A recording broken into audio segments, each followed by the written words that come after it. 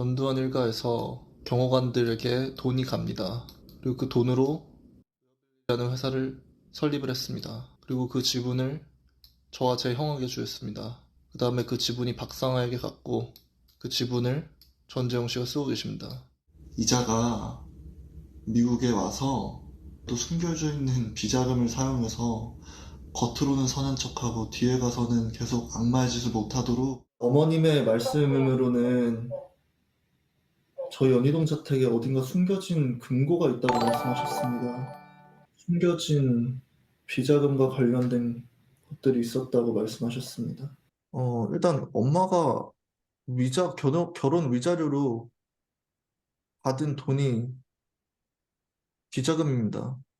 그 돈을 정당한 방법으로 받았다면 그냥 은행에서 뺏어 쓸 수 있어야 되는데 항상 지인분들을 통해서 채권인가 아니면 수표 같은 것을 현금으로 바꿔서 돈 세탁을 해서 썼습니다.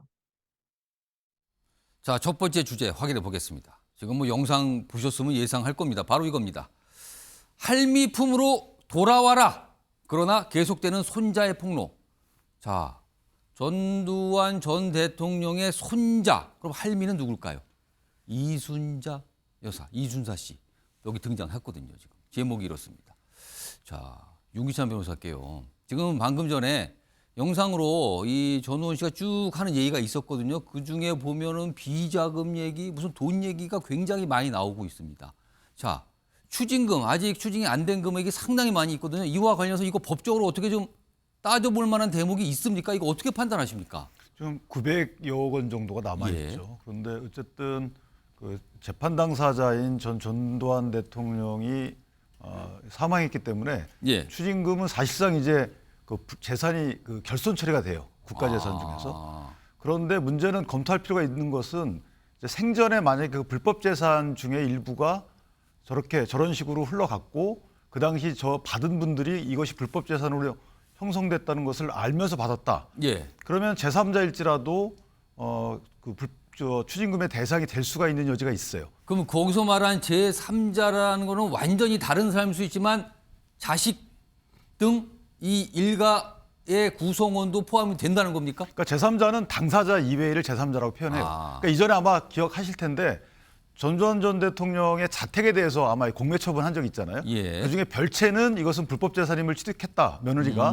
그래서 그거는 추징의 대상이 됐고 본채와 정원은 사실은 이순자 씨 명의로 돼 있었지만 이것은 불법 재산 형성 이전에 전두환 전 대통령이 형성한 것이다라고 해서 그것은 기각당한 바가 있죠. 똑같은 논리입니다. 그래서 아마 검찰이 그런 법률 해석을 통해서 이것이 추징의 대상이 되는지 여부를 판단하지 않을까 이렇게 생각합니다. 일단 뭔가 검찰도 좀 보고 있을 것 같긴 해요. 그리고 고민을 하겠죠, 지금. 왜냐하면 추징을 해야 되는데 못한 돈이 지금 1,000억에 가까이 있습니다. 그대로 남아있거든요, 지금. 확보를 못한 돈이요. 자, 이런 가운데요. 아까 제목에 잠깐 있었습니다만 이순자 씨가 등장을 합니다. 그 화면이 좀 있습니다. 이겁니다. 여기 보면 무슨 회유에 답을 안 했다, 소름 끼쳤다 이렇게 얘기하고 있는데 여기 공개한 거 보면 이순자 이렇게 돼 있어요. 뭔가 이 메신저를 보낸 거죠. 메시지를 이렇게 돼 있습니다. 돌아와라 제발 할미 품으로. 이 할미도 지금 뭔가 아파서 오래 살 수 있을지 없을지 모른다. 이런 취지의 얘기를 써놓으면서 제발 할미 품으로 돌아오라고 합니다. 근데 그거에 대해서는 반응이 회유다, 소름 끼친다 이렇게 나옵니다. 김유정 전 의원님, 이거 무슨 상황입니까 지금 이게? 그러니까 무슨 그림으로 보이십니까 지금 이게? 한마디로 정리하면 이제 불행한 가족사인 것 같습니다. 그런데 그동안에는 아마 그렇게 뭐 끈끈한 유대 관계가 있다거나 또 할머니와 손자 관계이긴 합니다만은 계속 교류가 있었던 것으로 보여지진 않아요. 지금 전우호 씨의 폭로를 보면은.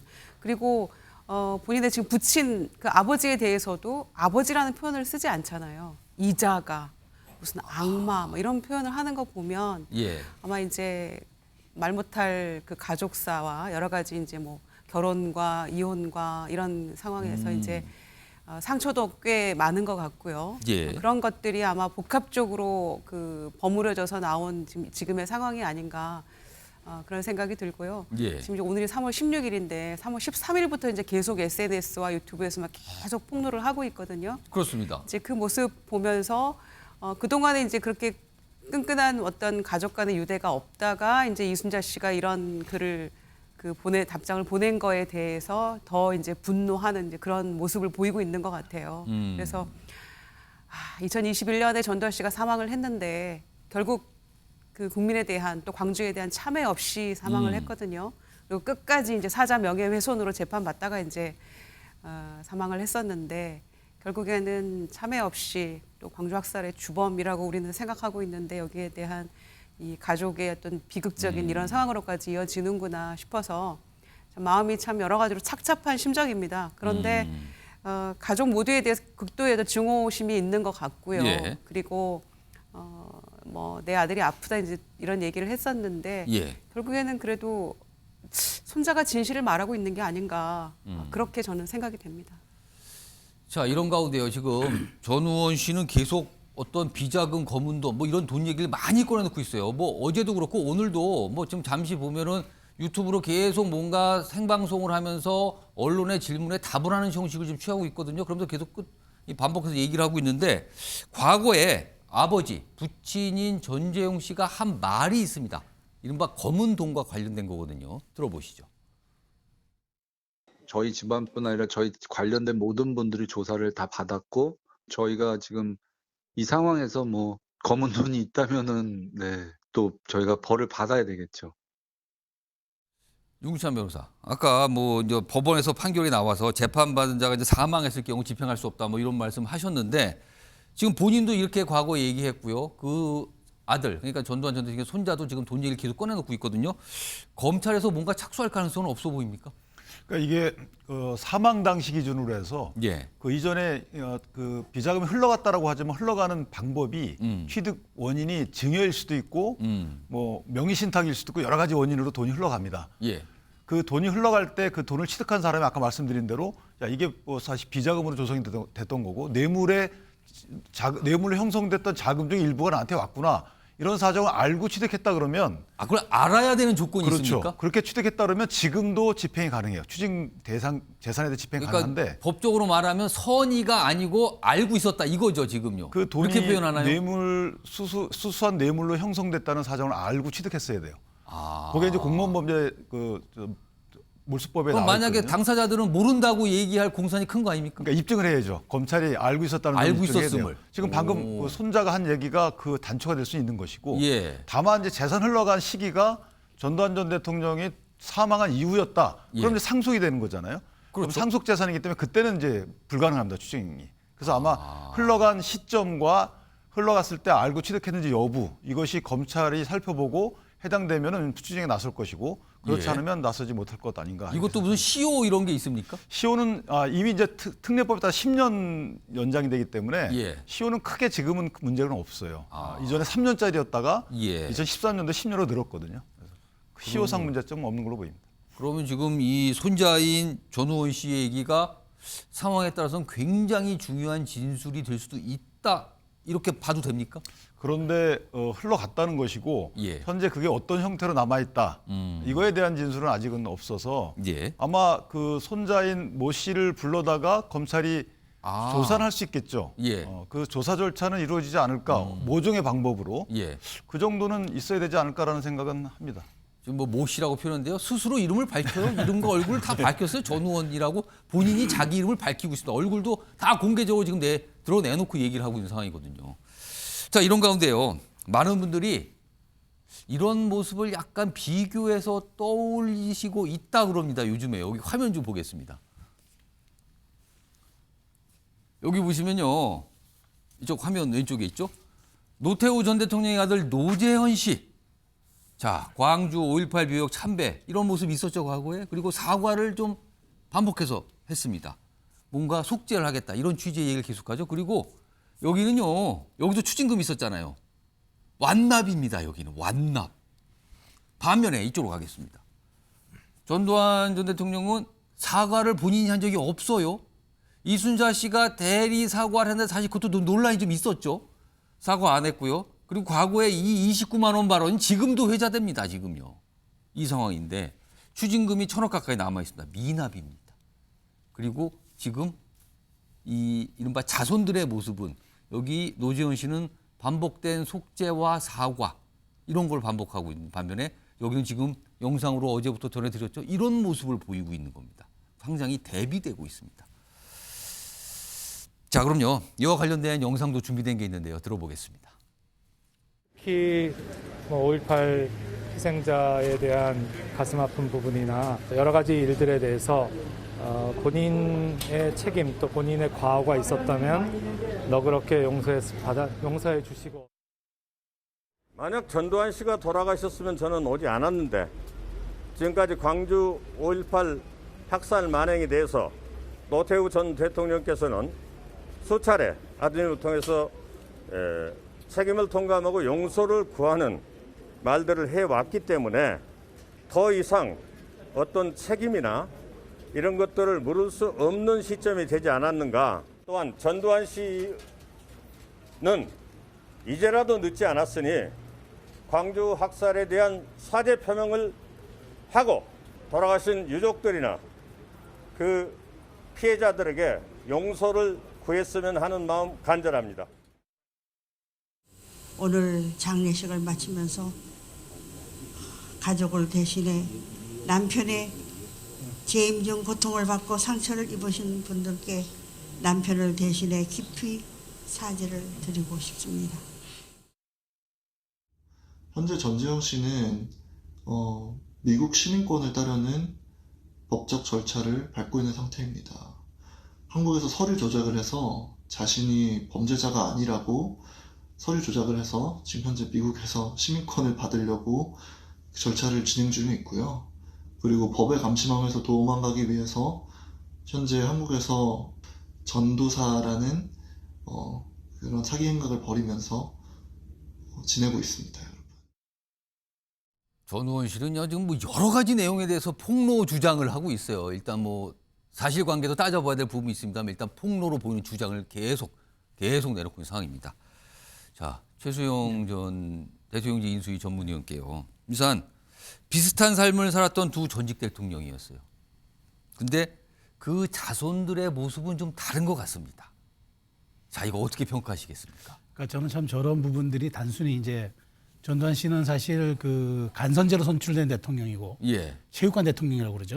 그다음에 노태우 전 대통령은 그냥 우리가 6.25 선언으로 직선제가 도입돼서 그렇게 선출된 국민의 직접 손으로 뽑은 대통령이었기 때문에 일단 정치적으로도 좀 다르겠지만 그 아들들, 그러니까 그 2세들이 걷고 있는 길을 보면 확연히 달라요. 저는 그렇습니다. 노재현 씨 같은 경우에는 광주를 4번이나 찾아가면서 정말 무릎을 꿇었고 그다음에 진정성 있는 사죄를 하니까 바로 5.18 유공자 유족 대표로 나오신 분이 저렇게 노태우 전 대통령 돌아가셨을 때 와셔서 조문을 하고 그다음에 거기에 대해서 역사에 대해서 이제는 우리가 평가할 시점이 됐다고 이렇게 직접 이야기하는 걸 뭔가 화해하는 모습이란 말이에요, 이거는요. 그리고 최근에 또 보면은 박지만 전 박정희 대통령 아드님, 그다음에 바로 김현철 저 YS 아들 이렇게 세 분, 네 분 모여가지고 DJ 아들 모여가지고 그 모임을 하면서 그렇습니다. 우리가 앞으로 이런 대한민국의 화합과 그 국민 통합을 위해서 우리가 좀 나가자 이렇게까지 했는데.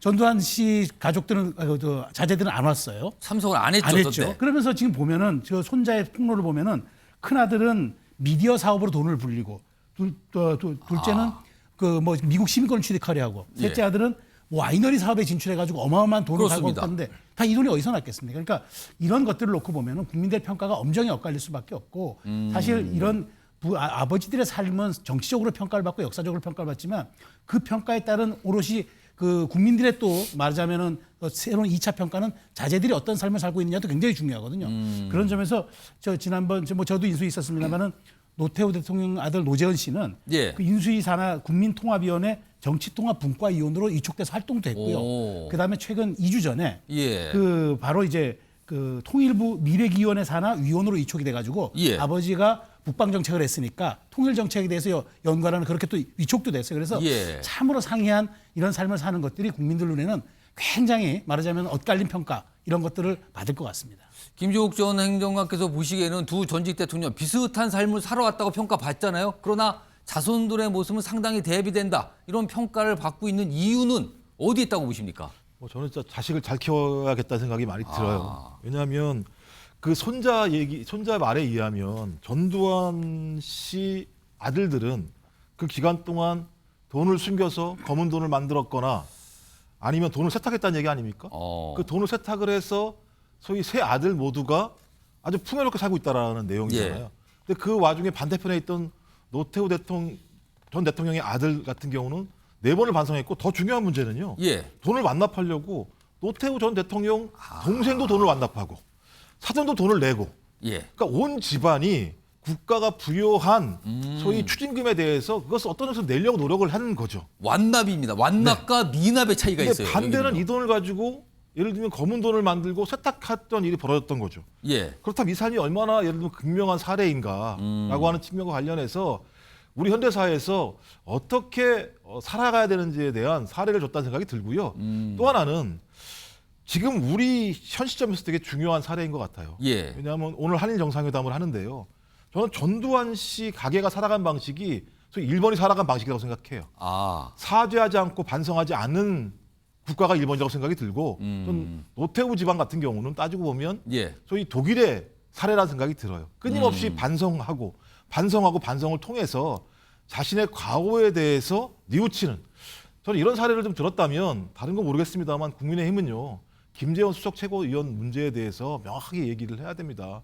이 문제가 단순하게 예를 들면 말을 실수했습니다라고 사과해서 끝날 문제가 아닙니다. 예. 이렇게 그때 제대로 단죄가 안 되면 예. 오랜 시간 동안 이런 일이 벌어지게 되고 손자가 저렇게 스스로 자기 할아버지와 아버지를 폭로하는 세상이 올 수밖에 없는 상황. 예. 이런 상황을 미연에 방지하기 위해서라도 그때그때 부여되는 역사적인 문제에 대해서는 정확히 단죄하고 책임을 물어야 한다고 생각을 합니다. 자, 고인이 됐죠? 전두환 전 대통령. 고인이 됐지만 그 전에 사과를 하지 않았어요. 여러 가지 논란 속에서도 안 했습니다. 그러나 그 자손들, 손자는 그 일가를 범죄자라고 스스로 얘기하고 있고요. 자신의 할아버지를 학살자라고 규정, 설명을 하고 있는 상황입니다. 이게 과연 무슨 상황인가 지금. 많은 분들이요 굉장히 곰곰이 지금 생각을 하고 계실 것 같습니다. 자, 첫 번째 이슈 이 정도로 다뤄보고요. 다음 주제 넘어갑니다. 보시죠. 자, 화면에 있습니다. 여기도 누구의 딸이군요. 여기 딸입니다. 자식입니다. 표창장 준다기에 그러려니 총장과 카톡하는 사이 이런 얘기를 꺼냈다고 합니다. 조민 씨입니다. 조민 씨 얘기요. 자, 오늘 이 부산대 의전원 입학 관련 이 재판이 있었거든요. 거기에 증인으로 출석했는데 오늘 좀 모습이 언론에 좀 나타났습니다. 자, 영상으로 확인해 보겠습니다.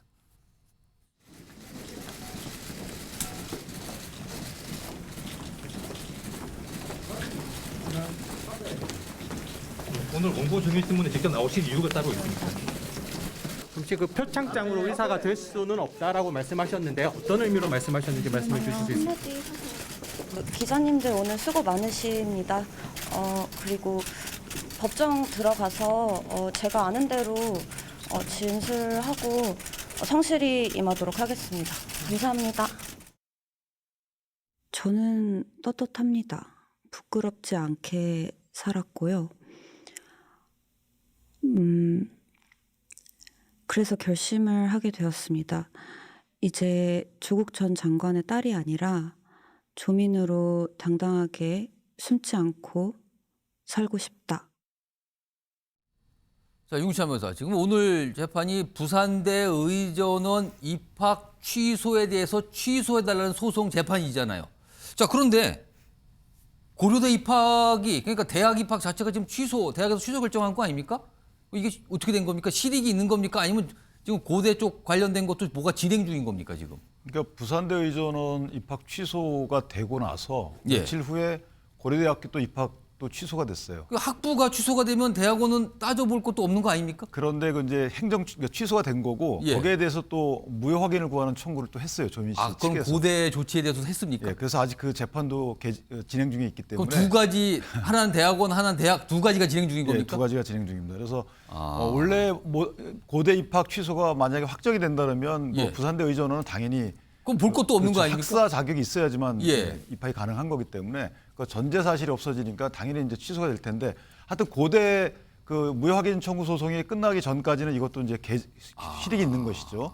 근데 어찌됐든 자기소개서에 그 조민 씨의 어머님에 대한 재판에서 대법원에 확정이 됐거든요. 예. 그러니까 7개 스펙 중에서 4개가 쓰여졌다는 거잖아요. 자기소개서에 이게 쓰여져 있고 예. 동양대 표창장 받은 사실도 써 있기 때문에 사실은 이제 자기소개서에 허위 사실을 쓰게 되면 모집 요강상 입학을 취소한다 이렇게 돼 있어서 취소한다라고 돼 있습니다. 재량이 아니고 그것은 예. 하게끔 돼 있기 때문에 아마 법원의 판단은 어느 정도 예견되는 게 아닌가라는 생각을 하는데 조민 씨 측에서 어떻게 주장하자면 사실은 그 서류 평가는 크게 작용을 안 했다. 그렇죠. 예, 영어 평가나 다른 거 입학 그거 아니어도 당선할 붙을 수 있었다 이 얘기잖아요. 그렇죠. 지금. 그러니까 인과관계가 없다라는 주장인데 그것은 사실은 실질적인 이 말씀을 하시는 거고 모집 요강상의 문제가 있기 때문에 법원의 판단이 조금 보이긴 합니다.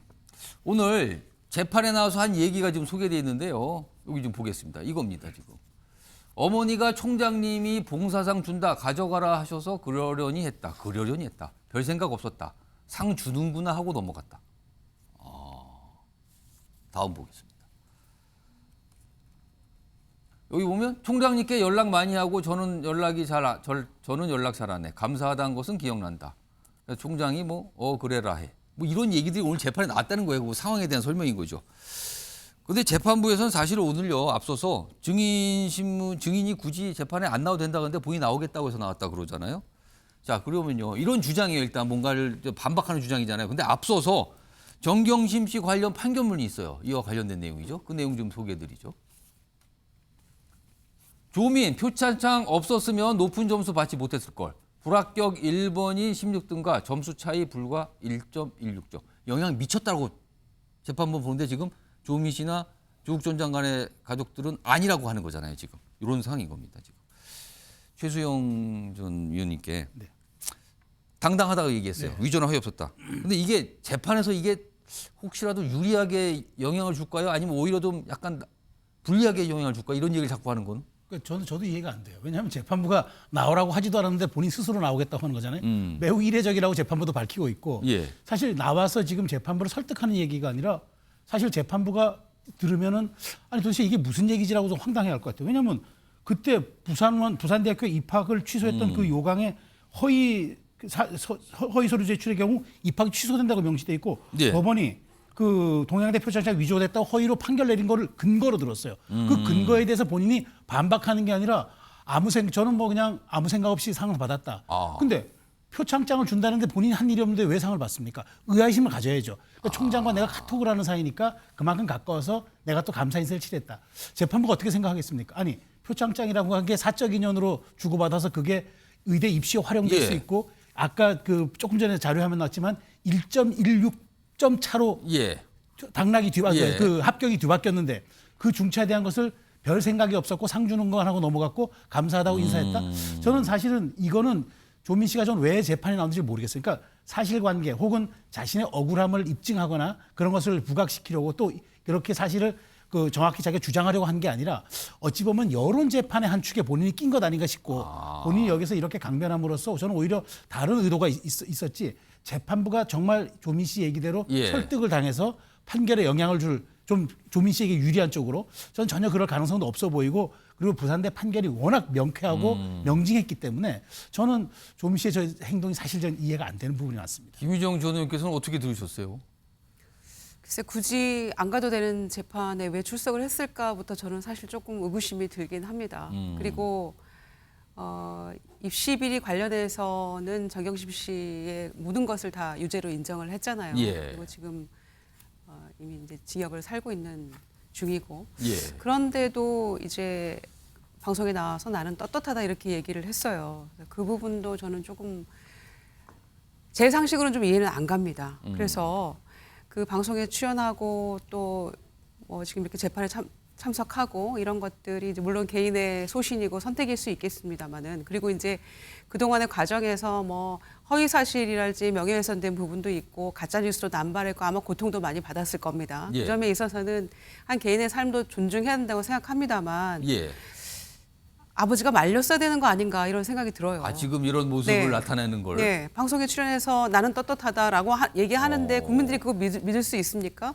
왜냐하면 같은 사안으로 입시비리 관련해서 어머니는 지금 형을 살고 있는데 예. 본인이 왜 떳떳할 수 있죠? 그리고 본인이 미성년자가 아니지 않습니까? 예. 표창장 그러려니 했다? 저는요, 중학생이나 고등학생도 엄마 그거 내가 왜 받아? 나 왜 표창장 준대라고 저는 반문했을 거라고 생각합니다. 좀 아이들 다 똑똑하잖아요. 그리고 상식적으로 아마 그렇게 반문했을 거라고 생각하는데 그러려니 그리고 이제서야 내가 예. 아버지 어머니 덕분에 굉장히 뭐 특혜받고 사는 삶이라는 걸 알았다. 이제 알았을까요?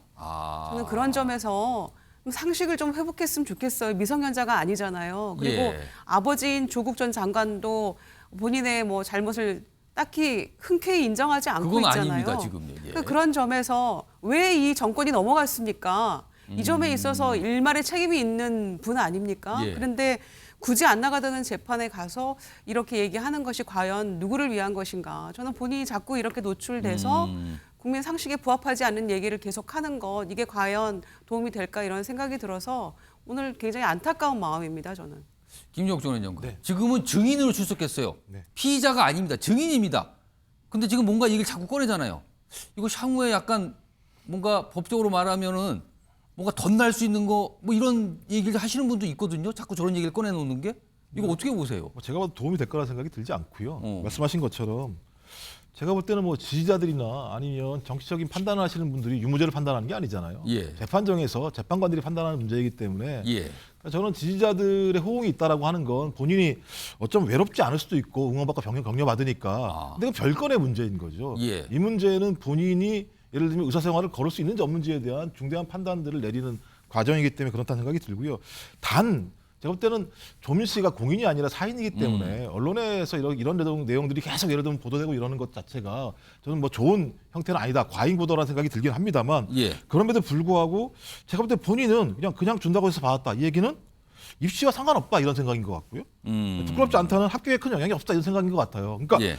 계속 아버지도 그렇고 딸도 그렇고 사회적 행위, 그러니까 자신들의 행위가 사회적으로 비판을 받을 수 있을지 모르겠지만 예. 위법은 아니라고 생각하는 것 같아요.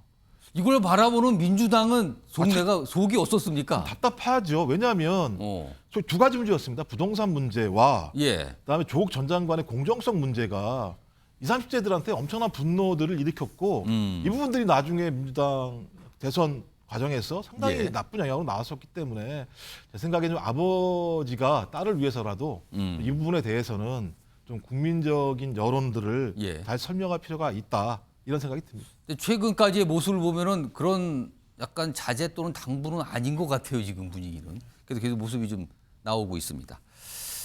자, 오늘 뭐 한일 정상회담이 지금 진행 중인 시간이거든요. 지금 영상이 곧 들어올 텐데 뭐 지금 기다리고 있습니다. 그래서 다른 주제에 속도를 좀 내서 가 보겠습니다. 다음 이슈로 갑니다. 자, 화면 있습니다. 제목 보시죠. 친윤 모임, 국민공감이라는 모임이 있습니다. 뭐 한 70명, 70명 넘게 의원들이 참여하는데 이거는 실세의 길인가? 이런 얘기가 언론 보도를 통해서 나오고 있어요. 여기에 소속이 돼야지만 실세 인증 뭐 이런 거 아니냐 이런 평가인 거죠. 자, 그럼요. 관련 영상부터 확인해 보겠습니다.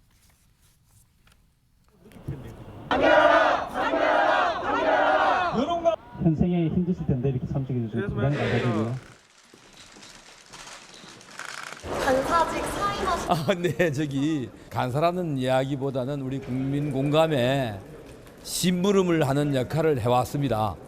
이 책임을 지고 왔는데 여러 가지 당무가 이 부담도 되고요.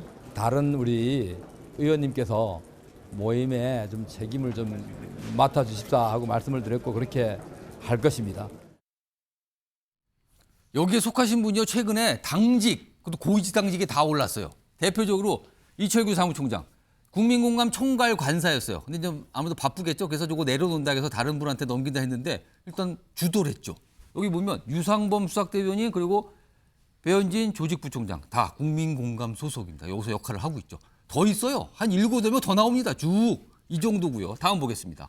어제 모임에요. 지금 원내대표 생각이 있으신 분들이 다 얼굴을 비셨습니다. 참석했죠. 인사를 한 거예요. 김학용, 박대출, 윤재옥 의원 등등등등 이런 상황입니다. 자, 윤기찬 변호사. 당직에 오르면 이 모임 가입은 필수입니까? 뭐 소문이 좀 났습니까? 어떻게 보세요? 아니, 근데 국민의힘 115명 중에 예. 여기 소속된 그 분들이 74명이에요. 그리고 초재선 주축 모임인데 초재선 중에는 거의 70%가 다 들어가 있어요. 그 인원의 이 정도 구성이 그렇다는 거고. 예. 두 번째는 들어가고 싶은데 못 들어가는 모임이 아니에요. 누구나 다 들어갈 수 있는 모임이고요. 예. 고무 모임이기 때문에. 그 안 들어가신 분은 뭡니까? 그 본인들 자유죠. 그런데 배타적인 모임이 아니라는 소리죠. 예. 따라서 뭐 친윤 모임이다 이렇게 일단 네이밍하는 것은 맞지 않는 거고 예. 대다수의 초재선 의원이 들어가 있고 초재선이 맡는 직책을 또 맡은 거예요. 그렇기 때문에 거기에 있기 때문에 맡은 게 아니고. 그럼 이거는 실세 모임이다. 이거는 좀 약간 억측이다 이렇게 보시는 거예요? 구성이 오류죠. 왜냐하면 상당수가 제 모임에 들어가 있는데 초재선 같은 70%가 들어가 있단 말이에요. 그런데 거기서 초재선이 만든 직책을 맡았다 그래서 그 실세 모임이다. 이것은 좀 안 맞는 것 같아요. 김유정 전 의원은 어떻게 보셨어요? 아니 공부 모임이라고 하더니 꿍꿍이는 딴 데 있었던 거 아닌가 싶은 생각이 들고요. 115명 중에 뭐 74명, 75명이 이 모임에 있다라고 하면 저는 오히려 안 들어간 40명이 더 궁금하거든요. 그분들도 다 들어가셔서 차라리 해체하고 의총을 하시는 게 어떨까 이런 생각도 지금 드는데 예. 글쎄요. 이제 이 안에 들어가지 않으면 당직은 꿈도 꾸지 마라 이런 생각인지 모르겠습니다만은 김기현 대표 더 이상 연포탕 외치지 마시고 연포탕에 낙지는커녕 쭈꾸미도 안 보인다 이런 말 듣잖아요 지금. 그러니까 그야말로 탕평에서 하는데 좀 힘을 쓰셔야 될 것 같은데 지금 상황에서 국민공감에서 이렇게 대다수의 당직, 예. 실세 당직이 나온다고 하면 국민들이 좀 이해하기 어렵죠. 공부는 아니고 딴 데 뜻이 있는 거 아닌가 이런 생각하시게 될 것 같습니다.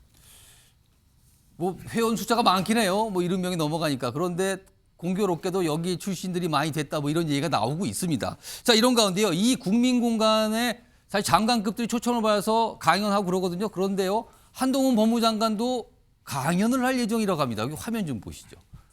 여기 보면 일단 국민의힘의 최대 규모의 공부 모임, 여기에 강연자를 일단 초청을 받았다고 알려지고 있죠. 곧 한다고. 이것도 의미심장해요. 그 실세 모임이라고 알려진 건데 강연을 하니까요. 그리고요. 최근에 유럽 출장 다녀왔는데 출장 결과를 편지글 형식으로 법무부가 공개했어요. 이렇게 쓴 글을. 편지입니다. 뭐 브리핑도 아니고 저 갔다 왔는데 이런 일이 있었습니다. 이거 했습니다. 이걸 알려요. 그리고요. 출장 가기 전에 책을 하나 있는데 이게 좀 빨간색 책이거든요. 이거 크게 보겠습니다. 이게요. 펠로폰네소스 전쟁사입니다. 영어로 써 있잖아요. 이게 당시에 그리스 패권 도시 국가들 간의 전쟁이거든요. 패권 싸움이에요. 그 내부 얘기, 국가 간의 전쟁 얘기 이런 게 다 있는 뭔가 외교, 내치 다 들어가 있는 책이거든요. 이거를 가서 읽었다는 거잖아요. 들고 가서. 일부러 보여준 건가요? 아무튼 상황이 이렇습니다. 자, 그럼요. 한동훈 법무장관은 정치권의 지대한 관심 인물이죠. 특히 민주당도 어마어마한 관심을 그리고 있습니다. 이와 관련돼서 한마디 하신 목소리가 있는데 들어보겠습니다. 한동훈 장관은 이제 총선에 나옵니까? 한동훈 법무부 장관으로서는 지금 윤석열 정부의 법무부 장관으로서 그 역할과 소신을 가지고 최선을 다하고서 일하고 있는. 근데 당 주변에서도 한동훈 한다면서요? 그게 재면 죄입니까? 그거는 한동훈 장관은 이제 젊은 소신 있는 장관으로서 우리 윤석열 정부에서 상당히 국민으로부터 높은 신망을 받고 있죠. 또 대중적 인기도 가지고 있어요. 그렇다면은 내년 총선에서 우리 당이 좋은 인재를 지금 소외를 하기 위한 당 인재 영입위원장을 김기현 당대표가 직접 맡는다 그랬잖아요. 네. 뭐 상당히 그런 대상 중에 한 사람이죠. 조영준 의원님, 여러 가지 모습 아까 세 가지 모습이 있는데 이쯤 되면 사실상 정치는 반열에 올라갔다고 보시는지 그리고 내년 총선은 어떻게 할 것 같습니까? 지난번 당대표 경선에 재미있는 토론 주제 하나 나왔지 않습니까?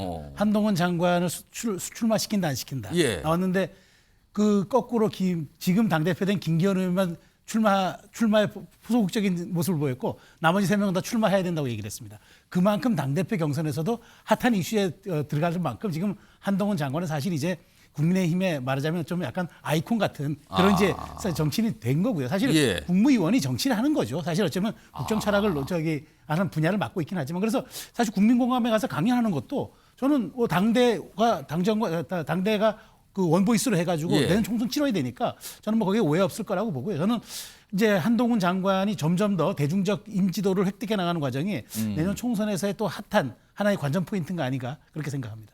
김조국 전 행정관님, 제가 뭐 한 일부 드릴 텐데 만약에 내년 총선에 한동훈 장관이 어떤 출마를 하게 된다면 민주당으로서는 환영입니까? 부담입니까?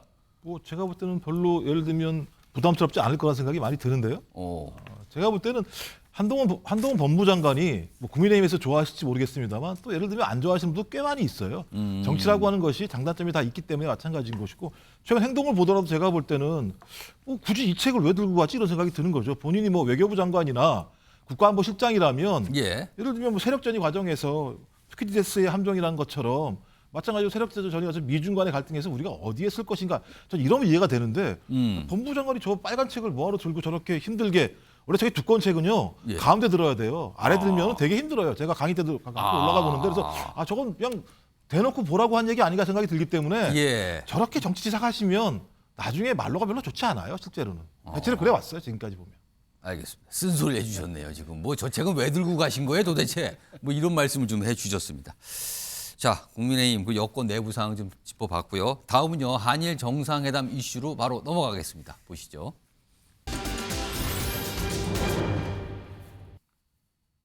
대통령으로서 12년 만에 일본을 방문하여 회담을 하게 됐습니다. 오늘 도쿄에서 기시다 총리님과 저희가 이렇게 만난 것은 그간 여러 현안으로 어려움을 겪은 한일 관계가 새롭게 출발한다는 것을 양국 국민들께 알려드리는 특별한 의미가 있다고 생각합니다. 북한의 장거리 탄도미사일 발사에서 보듯이 날로 고도화되고 있는 북한의 핵 미사일 위협이 동아시아뿐 아니라 국제사회 평화와 안정에도 큰 위협이 되고 있습니다. 한일 양국은 서로 긴밀히 공조하고 연대하여 이러한 불법적인 위협과 국제사회의 난제에 슬기롭게 대처해야 할 것입니다. 오늘 회담에서는 그간 정치해되어 온 한일 관계를 협력과 상생 발전의 관계로 전환할 수 있는 유익한 논의가 이루어질 것이라고 믿습니다. 기시다 총리께서 말씀하신 양국의 셔틀 외교에 대해서도 적극적으로 환영합니다. 앞으로도 총리님과 긴밀히 소통하면서 한일 관계의 새로운 시대를 열기 위해 함께 노력할 수 있기를 기대합니다. それでは、改めて、ユン・ソンニョル大統領および、一行の皆様方のご訪日を歓迎申し上げます。今週、東京では早く桜が開花いたしましたが、本格的な春の訪れを迎えたこの日に、私とユン大統領が将来に向けて日韓関係の新たな章を共に開く機会が訪れたこと、大変嬉しく思っております。 자, 지금 화면에 나가고 있죠. 지금 화면이 어디냐면요. 공동 기자회견장 모습이 지금 나가고 있습니다. 지금 양국의 기자들이 대기 중인 겁니다. 지금 회담이 진행되는데 예상대로라면요. 오후 6시 30분에 공동 기자회견, 두 정상의 공동 기자회견이 진행될 예정입니다. 한 10분 조금 더 남았죠. 지금 언론이 기다리고 있는 상황입니다. 지금 공동 회견장 모습 저렇게 좀 비춰지고 있습니다. 뭔가 좀 준비하고 있죠. 자, 화면 좀 보겠습니다. 어제 대통령실 이제 외교 쪽을 담당하는 관계자가 이런 설명을 내놨습니다. 오늘 정상회담이 끝나도 공동선언문이 없다라고 얘기했어요. 통상적이면 공동선언문을 발표를 하고 기자회견도 공동으로 하고 이런 거거든요. 근데 공동선언문 없다고 그러면서 이유를 밝힙니다. 10여 년간 한일 관계 그동안 보면 경색이다. 그리고 그 이후에 양국 정상이 만나는 거 아닙니까? 그러면서 그간 입장 총정리하고 정제된 문구 다 듣기에는 시간 자체가 없다. 그래서 안 했습니다. 공동선언 없습니다라고 얘기를 한 겁니다. 자, 이 얘기 좀 해보겠습니다. 이 얘기하기 전에요. 오늘 이 사항에 대해서 여야는 완전히 선명하게 다른 시각을 보이고 있잖아요. 그 모습 영상으로 따로 하나 준비했습니다. 들어보겠습니다. 가장 탄탄을 썼던 양국의 관계를 회복하고 미래로 가는 그 선언이 있었었는데 그게 바로 DJ 오부지 선언이었잖아요. 그들을 그대로 다 계승을 해서 가는 거기 때문에 미래에 방점을 두는 게 이번에 한일 정상회담이다 이렇게 말씀을 드릴 수가 있을 것 같습니다. 적당한 긴장 관계에서 가는 게 정권적 측면에서는 좋을 수가 있습니다. 그러나 대한민국이 미래로 가야 되지 않겠습니까? 국익적 측면에서 가야 한다고 생각을 합니다. 내일이면 윤석열 대통령이 방일 순방에 나섭니다. 윤석열 정부의 강제동원 제3자 변제 배상하는 일본의 죗값을 우리 기업 보고 대신 갚으라는 셀프 배상이며 우리 정부가 일본 정부 입장을 고스란히 대변하는 것입니다. 그래놓고 이것이 대승적 결단이라며 국민을 기만하고 호도하는 일본 윤석열 정부 궤변에 국민의 억장은 무너집니다. 국민 없고 미래 없는 구로기교 중단하라. 사죄 없고 반성 없는 셀프 배상 철회하라. 철회하라. 철회하라. 철회하라. 자, 오늘요 한일 정상회담 관련해서 전문가 모셨는데요. 강철구 배재대 일본학과 교수 지금 나와 계십니다. 강 교수님, 네. 방금 전에 소개해드렸어요. 오늘 공동선언문이 없다고 어제 대통령이 미리 설명을 꺼내놨어요. 회담 뒤에 아무래도 여론 이런 걸 의식해서 기대치를 확 낮춘 거 아니냐 이런 분석이 좀 나오는데 이거 어떻게 좀 평가하십니까? 기대치를 낮췄다라기보다는 저는 예. 그러니까 오히려 공동선언이 없다라는 게 예. 정말 다행이라고 생각을 합니다. 아, 다행이다. 예, 예를 들어서 그 1998년에는 김대중 오부치 선언이 있었지 않습니까? 예. 근데 만일에 오늘 이 짧은 시간 안에 뭐 예를 들어서 윤석열, 기시다 뭐 공동선언이라든지 예. 이런 것들이 나올 경우에 아.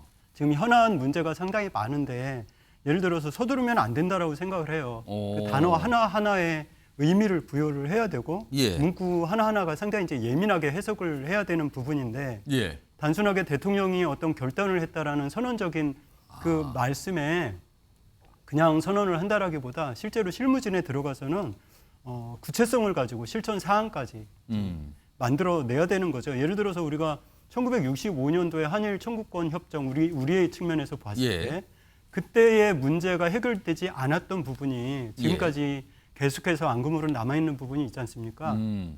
그 한일 청구권 협정도 14년에 걸쳐서 예. 진행이 된 거거든요. 그런데 지금 현재 강제징용 해법이라고 해서 나온 것은 상당히 짧은 시간 안에 나온 예. 것이기 때문에 이런 부분에서는 좀 시간을 충분히 가지고 협정을 하는 것이 낫다라고 생각을 하고 이건 아마 일본 측에도 마찬가지라고 생각을 해요. 왜냐하면 일본도 2015년도에 위안부 합의를 이뤘지만 예. 그것이 좀 번복되는 과정이 어쨌든 있었지 않습니까? 예. 그렇기 때문에 뭐 예를 들어서 한일 간에 뭐 최종적이고 또는 불가역적인 이런 합의문을 만들겠다. 이것을 짧은 시간에 하면은 안 되겠죠. 아, 그래서 양국 모두 다 서로 부담일 수 있다는 말씀으로 들리네요. 그렇다면. 예, 예. 지금 정상회담이 진행 중이에요. 정상회담은요. 이른바 이제 일부 소수 인원만 참석하는 소인수 회담 그건 끝났고요. 그리고 아까 발언 들으신 거는 확대 정상회담 모습이었거든요. 그 진행 중인데 아마도 지금쯤 끝날 시간이 되지 않나 싶은데 그리고 곧 이어서 공동 기자회견이 6시 30분으로 예정은 돼 있습니다. 자, 강 교수님. 과연 기시다 총리 정상회담이나 회견에서 사과 발언을 할지 이것도 좀 주목되거든요. 자, 이거 어떻게 전망하시는지 하고 만약에 이번 정상회담을 통해서 이른바 강제징용 문제에 대해서 일본 총리의 구체적인 사과 발언이 없다라면 이거 여론에 좀 어떻게 좀 영향을 줄까요? 어떻게 판단하십니까? 뭐 한 20여 분 뒤에는 이제 예. 각각 국가의 정상이 이제 그 기자회견을 하겠지만 예. 제가 볼 때는 이제 우리 측에서는 계속해서 윤석열 대통령도 그렇고 성의 있는 호응을 원하지 않습니까? 그렇습니다. 그 성의 있는 호응이라는 게 구체적으로 얘기하면 김대중 오부치 선언의 앞부분을 좀 강조하기를 원하는 거죠. 그러니까 진정 어린 마음으로부터의 반성, 예. 통절한 사과 뭐 이런 부분에 대해서 예. 좀 이야기한 다음에 미래지향적인 이야기를 하기를 원하는 그걸 것이지만 우리는 해달라고 원하는 거잖아요. 지금. 그렇죠. 그게 이제 우리가 말하는 소위 말하는 이제 성의 있는 호응인데 예. 지난번 박진 장관께서 그 3월 6일 날 기자회견 했을 때 그 다음에 일본 그 참의원인가요? 거기서 질문에 대한 답변에서도 포괄적인 답변을 했거든요. 그리고 그것에 대해서 우리나라 박진 장관께서도 포괄적으로 그 이야기를 할 것이다라고 미리 이야기를 했는데 예. 일본에서 아쉬운 게 없는 상황에서 구체적으로 이 부분에 대해서 사과를 할 것이다라고 저는 그냥 계승한다 예측하지는 이걸로 않습니다. 끝날 수 있다는 겁니까? 그러면? 그렇죠. 그냥 과거의 일본 총리들 뭐 예. 그것을 구체적으로 언급도 하지 않겠죠. 예를 들어서 1993년에 뭐 고노다마라든가 95년에 뭐 무라야마 다마라든가 예. 이런 것들을 일일이 언급하지 않고 뭐 좀 속된 말로 과거에 퉁쳐서 그냥 담아 뭐 이런 이야기할 식으로. 가능성이 있겠죠. 그렇게 되면 우리 국내 여론은 좀 어떻게 반향을 보일까요? 그것이 문제인 거죠. 그래서 지금 현재 간 것이 단순하게 뭐 그냥 방문한 게 아니라 정상 간의 그 외교를 통해서 우리가 분명한 열매를 가져와야지 3월 6일 날에 있었던 기자회견에 대한 부분에 국내 여론의 뭐 59%가 지금 그 반대를 하고 있지 않습니까? 그렇기 때문에 반드시 그 부분에 대한 것을 가져와야 된다라고 생각을 해요. 근데 지금서는 가져오기 어렵다고 지금 전망하신 거잖아요. 예, 그렇죠. 그러니까 그것을 해법을 이제 지금서부터 찾아내야 하는데 예를 들어서 뭐 그 부분에 대해서는 이렇게 해석할 수도 있죠. 예를 들어서 뭐 1965년에 한일 청구권 협의 때도 그런 얘기 있지 않습니까? 그 어그리 투 디스 어그리라고 해서 양국 간의 그 뭐 일본은 경제 협력이라고 하고 우리는 이제 청구권이라고 각각의 해석을 달리했지만 그 자체로 합의를 본 것처럼 이번에 가장 미니마이즈가 그 정도는 돼야 된다라는 거죠. 근데 그 정도도 안 되고 그냥 포괄적인 사과만 하고 왔다란다면 저는 야당의 공격뿐만이 아니라 우리 국민들도 이 부분에 대해서 좀 이해하기 어려울 수도 있겠다라는 생각은 듭니다. 일단 회견에서 무슨 얘기를 할지 좀 지켜봐야 돼요. 지금요. 중요한 거는. 자, 그리고요. 사실 이 정상회담 끝나고 회견이 끝나고 난 뒤 공식 만찬이 있고 공식 만찬 뒤에 친교 만찬까지 예정이 돼 있다고 좀 계속 대대적으로 알려졌죠. 일본 쪽에서 먼저 언론들이 공개를 했거든요. 일본에서. 자, 지금 일본 내에서 윤석열 대통령 방문 어떻게 평가하는지 좀 들으신 게 있다면 어떤 평가들이 좀 나옵니까? 일본 측 입장에서 보면 사실 이보다 더 좋은 방법은 없잖아요. 왜냐면은 단순하게 3월 6일로 끝난 것이 아니라 어제 요미우리 신문을 통해서 또 인터뷰까지 하셨거든요. 그렇습니다. 내용 다 아시죠? 우리가 더 이상 이 부분에 대해서 일본의 배상 문제와 관련해서 더 이상 재점하지 않을 것이며 구상권도 청구하지 않을 것이다라고 미리 우리의 모든 것을 보여드렸거든요. 저는 이러한 부분에 대해서 일본에서는 당연히 뭐 더 이상 어떤 평가를 하겠습니까? 그런 부분에 대해서 좀 뭐 더군다나 이제 오늘은 마이니치 신문하고 아사히 신문 또 세 개 신문이죠. 일본 계좌 신문과 또 인터뷰를 하셨더라고요. 서면 유튜브가 또 대대적으로 나왔어요 지금요. 예, 그렇죠. 그런 것에 대해서 좀 그 예를 들어서 지금 현재 한일 간의 이 수교를 그러니까 정상회담 이후에 내일 모레 정도의 그 인터뷰를 하셨으면 좋지 않았겠나 그런 생각을 합니다. 사실은 어떤 한 국가 정상이 방문할 때는 그쪽 나라의 언론과 인터뷰하는 게 관행입니다. 근데 통상적으로 한 곳 정도 해요 보통. 근데 이번에 이론적으로 4곳과 4곳 신문과 인터뷰를 했거든요.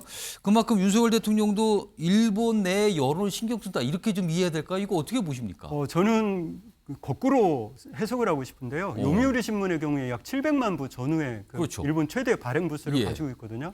그리고 나서 아사히 신문, 마이니치 신문, 니케이 신문이에요. 그러니까 이 4대 신문이 전부 다 특히 요미우리 신문은 9년에 걸쳐서 윤 대통령을 영웅시했거든요. 그것은 뭐냐면 그것에 대한 책임감을 일본이 지지 않으려고 하는 어떤 뭐 전략이 있지 않을까. 그리고 그렇게 영웅시했으니 그것에 대해서 발언한 것에 대한 책임은 결국은 누가 가져오냐. 우리가 가져올 수밖에 없는. 우리로서는 굉장한 부담을 느낄 수밖에 없는 상황이 된 겁니까? 유리병처럼 다 보여줬잖아요, 벌써. 외교 협상에서. 요 얘기는요, 김종욱 전 행정관께 짧게 들었는데 이런 가운데 오늘 아침에 북한이 또 쐈습니다. 대륙간 탄도미사일 고각 발사예요. 그러니까 이 상공으로 6,000km 정도 날아가는 고각 발사에서 동해상에 떨어뜨렸거든요. 글쎄요, 정상회담, 한일 정상회담 의식해서 일부러 쏜 걸까요? 이거 어떻게 해석하십니까? 뭐 한일 정상회담도 있을 것 같고요. 그다음에 또 한미 훈련을 하고 있는 상황이기 때문에 다각적 포석을 통해서 얘기했다는 생각이 들고요. 말씀하신 것처럼 지금 한일 간의 정상회담을 진행하는 과정 자체가 제가 볼 때는 이건 뭐 북한이건 아니면 우리 나라가 상관없어서 이례적인 측면들이 분명히 있어요. 제가 NSC에서 근무할 때도 마찬가지인데요. 대통령실에서 그간 입장을 총정리하고 정제된 문구를 다듬기 시간이 부족하다고 얘기하면서 소위 양국 간에 합의된 내용이 나오지 않는다고 설명하는 것도 좀 이해가 좀 안 되는 측면들이 있어요. 그렇게 정상회담을 하진 않는 측면이 분명히 있거든요. 또 그리고 여러 가지 어떤 국내의 어떤 이런 다각적인 비난 여론에도 불구하고 왜 윤 대통령이 결단이란 말로 이걸 밀어붙였을까? 이것이 단지 그냥 예를 들면 한일 관계의 미래를 위해서만일 것인가? 좀 그렇게 생각하지 않습니다. 제가 볼 때는 미국의 인도태평양 전략이라고 하는 큰 축이라는 측면이 분명히 존재하기 때문에 그런 큰 틀에서 이 문제를 보지 않게 되면 이 사태를 잘 이해하기 어렵다고 생각이 듭니다. 최수영 전 의원께서 짧게 어느 정도 수준이 와야 우리가 조금 여론도 만족하는 수준이라고 평가할까요? 저는 사실 지금 말씀하신 것처럼 이렇게 이번에 어떤 그 선언문을 채택하기에는 사실은 시간적으로도 좀 촉박했고 물리적으로도 좀 한계가 있었다 보고요. 예. 저는 오히려 지금 우리가 이렇게 많은 것을 던져놨기 때문에 일본의 성의 있는 화답이 어느 정도 오는 과정을 통해서 저는 8, 9월께로 예상되는 기시다의 답방. 답방 때 저는 그동안 축적된 그런 어떤 양측의 신뢰를 바탕으로 지금보다는 그때 뭔가 더 나올 수 있다는 그때 저는 겁니까? 그 시간도 한 5, 6개월 숙성한 다음에 그다음에 우리 한국민의 정서도 잘 반응해서 자 우리도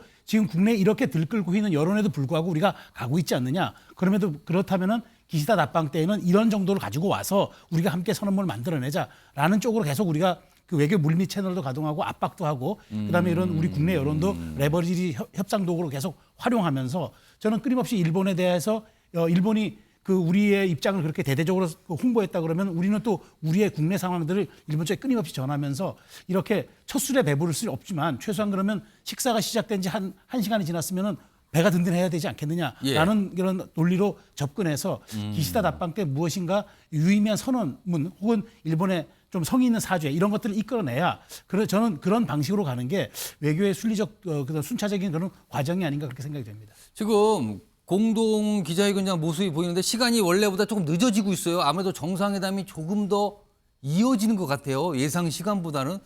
이게 뭔가 깊은 얘기를 할 게 많아서 그런 건지 아니면 뭔가 막판에 타협이 어려워서 그런 건지 모르겠습니다. 물론 정상회담 하기 전까지 사실상 거의 다 타협을 해놓고 마지막 얘기만 하는 게 통상적인데 조금 늦어지고 있어요. 어떤 이유인지 모르겠습니다. 그래서 지금 양국 언론들이 기다리고 있죠. 그리고 관계자는 계속 뭔가 설명을 좀 하고 있는 모습이 화면으로 좀 들어오고 있습니다.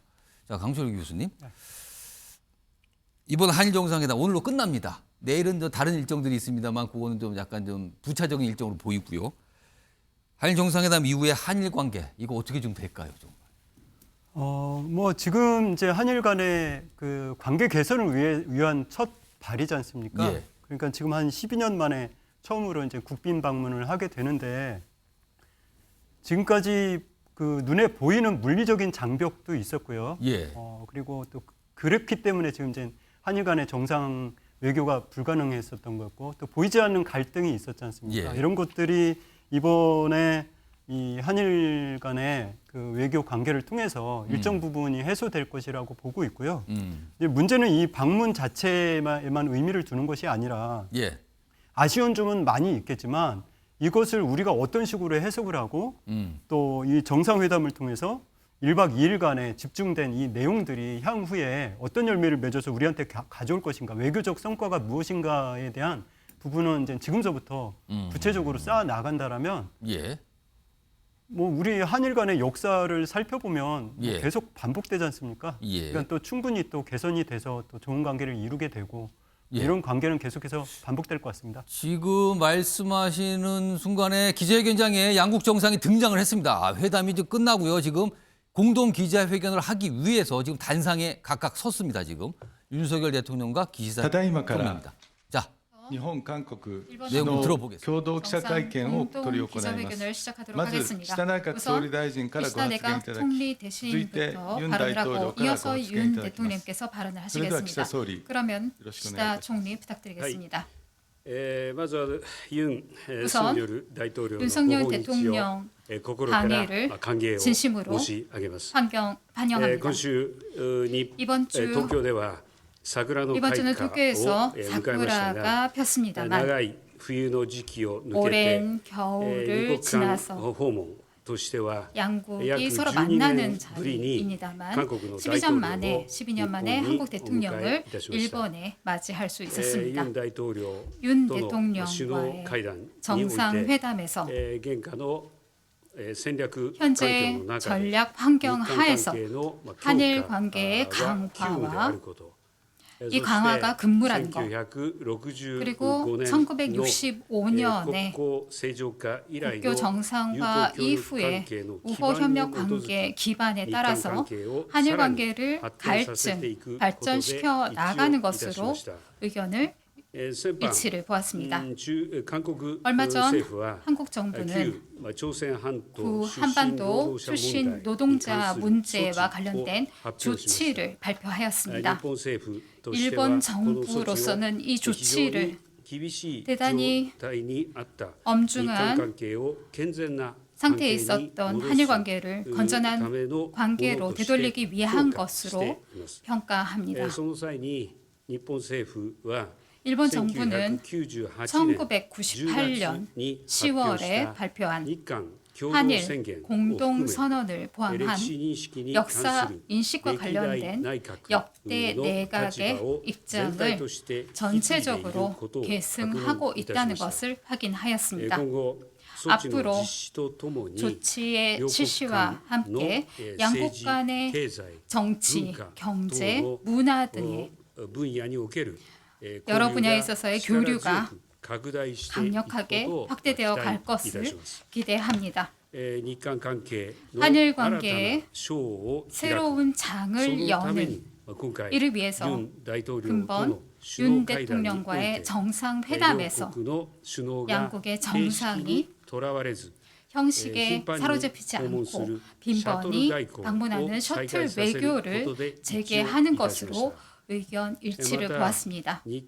또한 한일 관계에 있어서는 다양한 분야에서 정부 간의 의사소통을 활성화해 나가는 것으로 의견 일치를 확인했습니다. 구체적으로는 우선은 지금까지 오랜 기간 중단되어 왔었던 한일 안보 대화 그리고 한일 차관 대화를 조기에 재개하기로 했습니다. 그리고 고위급의 한중일 프로세스를 신속히 재기동시키는 그 중요성에 대해서 의견 일치를 보았습니다. 또한 새롭게 한일 간의 경제 안보와 관련된 협의를 시작하기로 했습니다. 또한 수출 관리 분야에 있어서도 진전이 있었습니다. 앞으로 각 정책 분야에서 담당 부서 간의 대화를 폭넓게 추진해 나갈 것입니다. 또한 민간 교류 협력은 양국 간의 관계를 지탱하는 중요한 기둥이 되겠습니다. 근본 윤 대통령의 방위를 계기로 양국의 경제단체가 미래지향적인 한일 협력 교류를 위한 기금을 창설하겠다고 표명하였습니다만 이를 환영합니다. 정부로서도 미래를 짊어질 젊은이들의 교류를 지속적으로 지원하겠습니다. 이제 양국의 교류가 되돌아오고 회복되고 그리고 양국 방문 외국인 수에서 한국과 일본은 서로 최대 수를 차지하고 있습니다. 앞으로 인적 교류가 더욱더 활성화되고 또 관계 개선이 더욱더 좋아질 것을 그리고 가속화될 것을 진심으로 기대하는 바입니다. 또한 현재 엄중한 안보 환경과 관련해서도 윤 대통령과 인식 공유를 하였습니다. 특히 오늘 아침에 ICBM급 탄도미사일 발사를 포함하여 항미사일 활동을 더욱더 진척시키고 있는 북한에 대한 대응에 대해서 미일 동맹 그리고 한미 동맹의 억지력, 대처력을 더욱더 강화시키고 한일 그리고 한미일 3국 간에서도 안보 협력을 강력하게 추진해 나아갈 것이 중요하다라는 점을 확인하였습니다. 북한과의 대화의 창은 열려 있다라는 점에는 변화가 없습니다. 그리고 납치 문제와 관련해서는 윤 대통령님께서 새로 다시 한번 강력한 지지를 해주셨습니다. 또한 이러한 역사적인 전환기에 있어서 자유롭고 열린 인도 태평양을 실현하는 것이 중요하다라는 점에 대해서 확인을 하였고 법의 지배를 근간으로 하는 자유롭고 열린 국제 질서를 지켜나가기 위해서 동지국이 힘을 합칠 필요가 있다라는 점에 대해서도 인식을 공유하였습니다. 근본 윤 대통령의 방일은 한일 관계의 정상화라는 점에서 큰 발걸음이 되었습니다. 이후 예정되어 있는 만찬회에서 윤 대통령님 부부와 더욱더 깊은 이야기를 할 수 있는 것을 기대하고 있습니다. 근본 방해를 계기로 신뢰와 우정이 돈독해지고 한일 관계가 더욱더 발전할 것을 기대하고 있습니다. 이상입니다. 기시다 총리 감사합니다. 이어서 윤 대통령님 발언을 부탁드리겠습니다.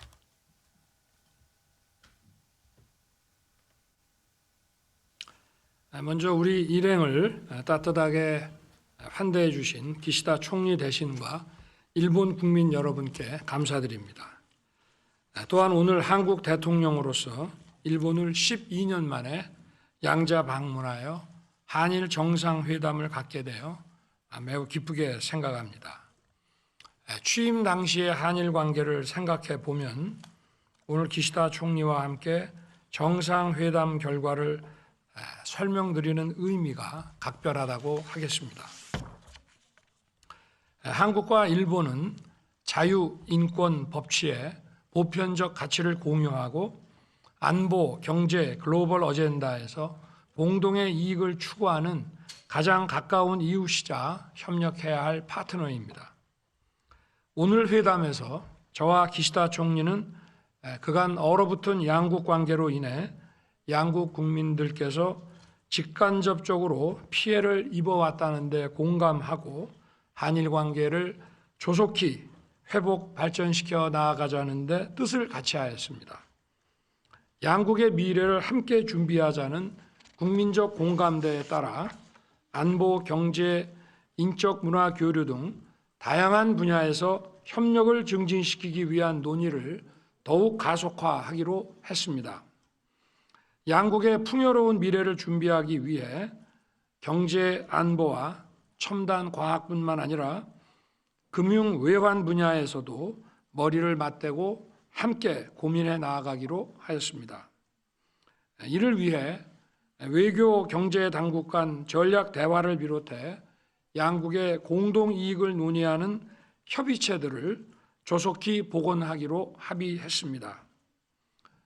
앞으로 NSC 차원의 한일 경제안보 대화 출범을 포함하여 다양한 협의체가 소통을 이어나가기를 기대하겠습니다. 우리 두 정상은 양국 정부가 긴밀히 소통하고 머리를 맞댄 결과 우리 정부의 강제징용해법 발표를 계기로 양국이 미래지향적 발전 방향을 이제부터 본격적으로 논의할 수 있는 토대가 마련됐다고 평가하였습니다. 오늘 일본은 3개 품목 수출 규제 조치를 해제하고 한국은 WTO 제소를 철회하였습니다. 소위 화이트리스트 조치에 대해서도 조속한 원상 회복을 위해 긴밀한 대화를 이어나가기로 했습니다. 한편 미래 세대가 교류하며 상호 이해를 심화할 수 있도록 양국 정부가 지원하는 방안을 적극적으로 찾아야 한다는 점에도 서로의 생각이 일치했습니다. 이런 차원에서 오늘 양국 경제계는 한일 미래 파트너십 기금을 설립하기로 합의했습니다. 이번 기금의 설립이 양국의 미래지향적 협력을 위한 의미 있는 교류와 협력으로 이어질 수 있도록 준비하고 지원해 주시기를 당부드립니다. 오늘 아침 북한은 안보리 결의에 위반하여 또다시 장거리 탄도미사일을 발사했습니다. 조금 전 회담에서도 기시다 총리와 심도 있는 의견을 교환했습니다. 저와 기시다 총리는 북한의 핵미사일 개발이 한반도와 동북아 그리고 세계 평화를 위협한다는 데 인식을 같이 했습니다. 또한 날로 고도화되고 있는 북핵, 미사일 위협에 대응하기 위해 한미일, 한일 공조가 매우 중요하며 앞으로 적극 협력해 나아가자는 데 의견을 일치하였습니다. 한국의 자유평화 번영의 인도태평양 전략과 일본의 자유롭고 열린 인도태평양의 추진 과정에서도 국제사회와 함께 긴밀히 연대하고 협력해 나갈 것입니다. 아울러 자유인권법치라는 보편적 가치에 기반한 국제 질서가 세계의 평화와 번영을 이루어 온 만큼 이를 지켜나가는데 함께 힘을 모으기로 했습니다. 올해는 과거를 직시하고 상호 이해와 신뢰에 기초한 관계를 발전시키고자 1998년 발표된 김대중 오부치 공동선언이 25주년이 되는 해입니다. 이번 회담은 김대중 오부치 공동선언의 정신을 발전적으로 계승하여 양국 간 불행한 역사를 극복하고 한일 간 협력의 새 시대를 여는 첫 걸음이 되었습니다. 앞으로도 우리 두 정상은 형식에 구애받지 않고 필요하면 수시로 만나는 셔틀 외교를 통해 적극적으로 소통하고 협력해 나아갈 것입니다. 감사합니다.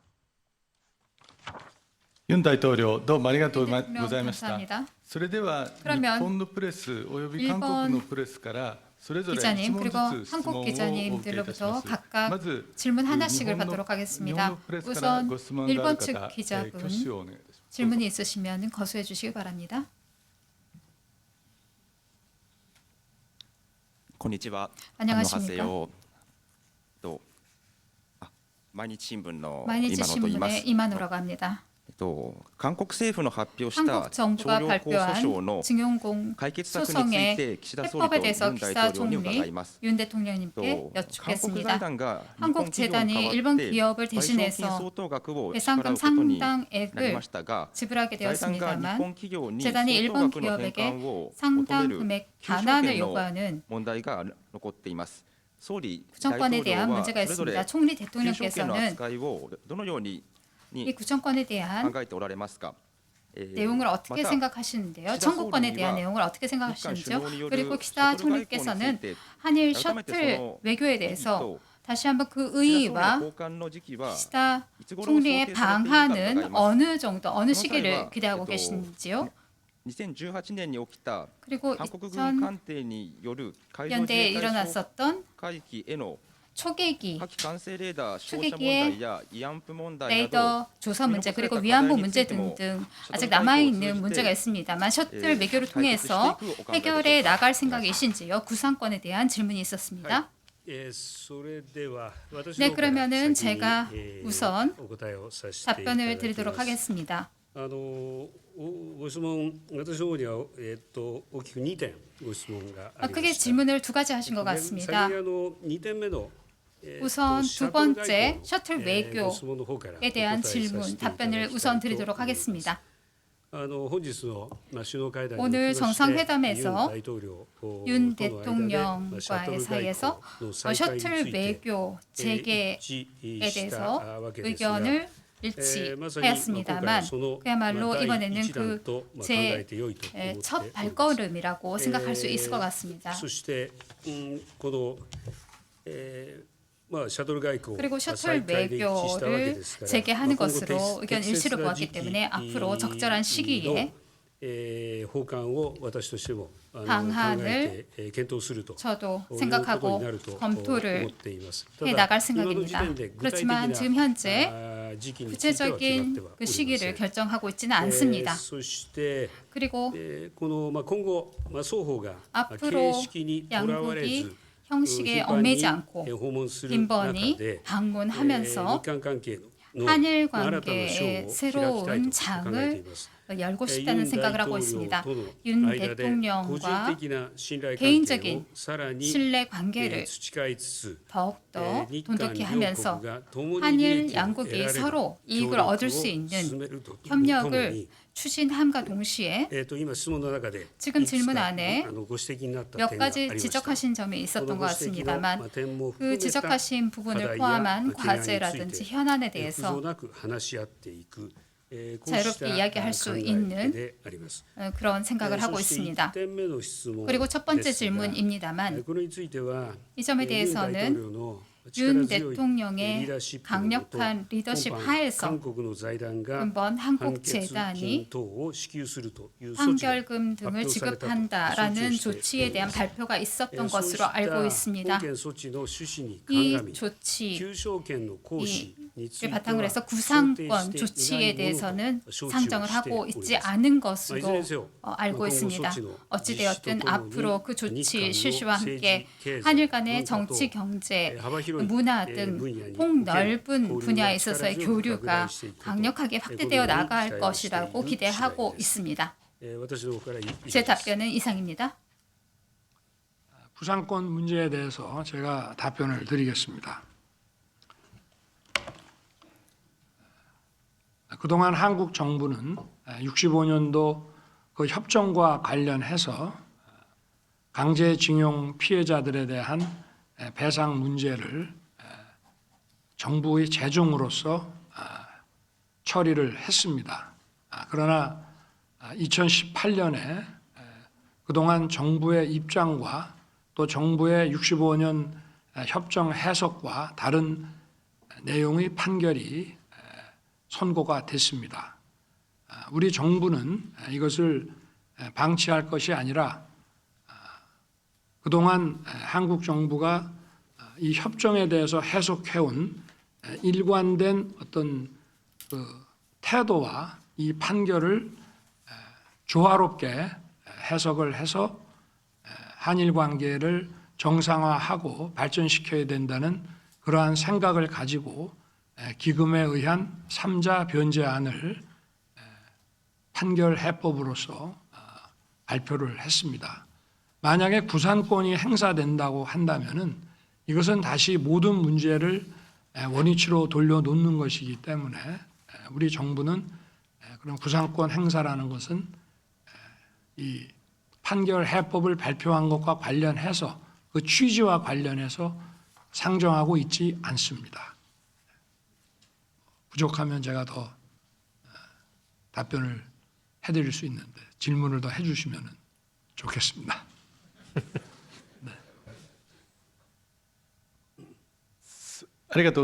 감사합니다.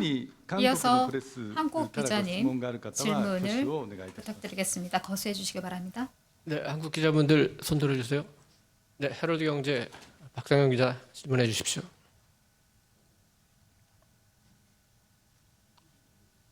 안녕하세요. 건니치와. 헤럴드 경제 소속 박상현 기자입니다. 오늘 이렇게 두 정상께 질문을 드리게 돼 뜻깊게 생각합니다. 한국 취재기자단의 의견을 취합해 두 분께 질문을 드립니다. 먼저 윤석열 대통령께 질문을 드립니다. 평소 대통령께서는 국익을 많이 강조해 오셨습니다. 최근에 이렇게 여론의 반발을 무릅쓰고 결단을 내리신 것도 오늘 이렇게 정상회담을 하신 것도 모두 국익과 부합한 판단이라고 알고 있습니다. 그렇다면 이번 회담 결과로 우리가 얻을 수 있는 국익은 무엇이고 그 국익이 국민들을 만족시킬 만한 수준이라고 보시는지 말씀 여쭙습니다. 기시다 총리께도 한 말씀 여쭙습니다. 한국의 노력에 비해 일본 측의 호응 조치가 부족하다는 한국 내 여론이 많습니다. 이를 호전시키기 위해 총리께서 직접 하시거나 혹은 윤석열 대통령께 제안하고 싶으신 게 있는지 답변을 부탁드리고 싶습니다. 감사합니다. 먼저 제가 답변을 드리겠습니다. 우리 한국의 국익은 일본의 국익과 제로섬 관계가 아닙니다. 저는 윈윈할 수 있는 국익이라고 생각합니다. 그리고 이번 해법 발표로 인해서 양국 관계가 정상화되고 발전한다면은 먼저 양국의 이 안보 위기 문제가 거기에 대응을 하는데 많은 도움이 될 것이고 그런 차원에서 저도 조금 전 정상회담에서 우리 지소미아 완전 정상화를 선언했습니다. 그래서 북핵 미사일의 발사와 항적에 대한 정보를 양국이 공유하고 대응할 수 있도록 해야 된다고 생각합니다. 그리고 양국의 경제계에서도 환영하듯이 다양한 첨단 분야에 있어서 양국이 시너지를 낼 수 있는 그런 일들이 굉장히 많이 있습니다. 저는 이번에 그 반도체와 관련된 3개 수출 품목에 대한 규제 해제 조치가 발표가 됐습니다마는 그것뿐만이 아니라 양국의 그 산업의 형태라든지 또 발전의 방향에 비추어서 양국이 서로 보완할 수 있는 부분이 매우 많다고 생각합니다. 그리고 무엇보다 양국 국민들이 상대국에 대해서 가장 방문하고 싶어하는 나라 1순위로 꼽고 있을 뿐 아니라 일본이나 한국이나 외국인 방문 중에 일본은 한국이, 한국은 일본이 가장 많이 방문하는 그런 나라입니다. 그렇게 해서 양국의 국민 간의 교류가 활성화되고 또 문화, 예술, 학술 교류가 더욱 왕성해진다면 양국이 함께 얻을 수 있는 이익은 대단히 크다고 생각합니다. 저는 그것이 국익이고 우리 국익은 일본의 국익과 공동의 이익과 배치되지 않는 거라고 생각합니다.